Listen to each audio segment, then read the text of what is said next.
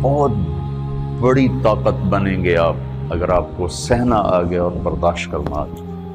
چونکہ جب آپ برداشت کرتے ہیں نا تو اندر میں ایک طاقت پیدا ہوتی ہے. وہ طاقت آپ کی روح کو پرواز دیتی ہے اور اگلوں کے لیے تسخیر کا کام دیتی ہے. اور اگر آپ پھٹ گئے تو بم کے پھٹنے سے کیا ہوتا ہے؟ تباہی آتی. جب آپ پھٹیں گے یا میں پھٹوں گا تو معاشرے میں تباہی آ جائے گی. تو اس کے لیے آپ دو چیزوں کا اہتمام فرمائیں. ایک اپنی زبان کی حفاظت فرمائیں. آپ اس 400 کے معاشرے میں کوئی غیبت کرنے والا نہ ہو، کوئی جھوٹ بولنے والا نہ ہو، کوئی کسی کو طنز کرنے والا نہ ہو، تانا دینے والا نہ ہو. ایسی بات جو کسی کے دل پہ جا کے چوٹ مارے اس سے آپ اپنی زبان کو صاف کر لیں. کبھی اس پہ قابو پا سکیں گے، کبھی نہیں، کبھی رہ جائے گا، کبھی ہو جائے گا. تو جب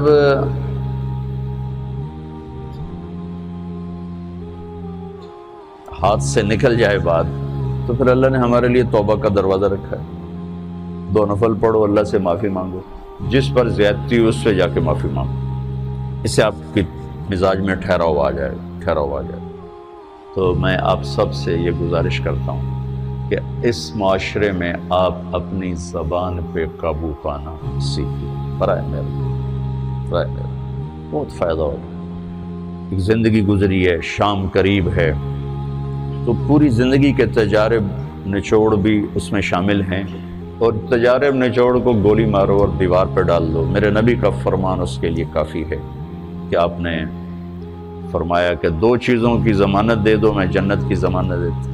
ایک تمہارے جو 2 جبڑوں کے درمیان ہے، ایک تمہاری 2 ٹانگوں کے درمیان ہے، اسے پاک کر لو، میں جنت کا ضامن بن جاتا ہوں. اور معاذ بن جبل سے فرمایا کہ تمہیں پورے دین کا نچوڑ بتاؤں. کہ جی کیا؟ تو آپ نے اس حدیث کو میں نے پتہ نہیں ہزاروں لاکھوں دفعہ بیان کر دیا ہے اور ہر دفعہ بیان کیا ہے کہ اچھا یہ ایسے کر کے کیوں فرمایا؟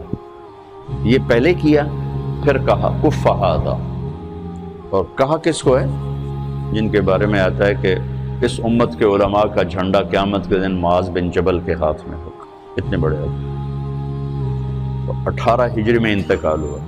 1434 ہجری میں اردن گیا تو ان کی قبر سے خوشبو آ رہی تھی. 1400 سال گزر گیا، ان کی قبر سے خوشبو کا آنا بند نہیں ہوا. اتنے بڑے آدمی کو کیسے سمجھایا؟ بچے کی طرح. معاذ اس زبان پہ قابو. تو آپ سب کو، اپنے آپ کو بھی کہتے ہیں،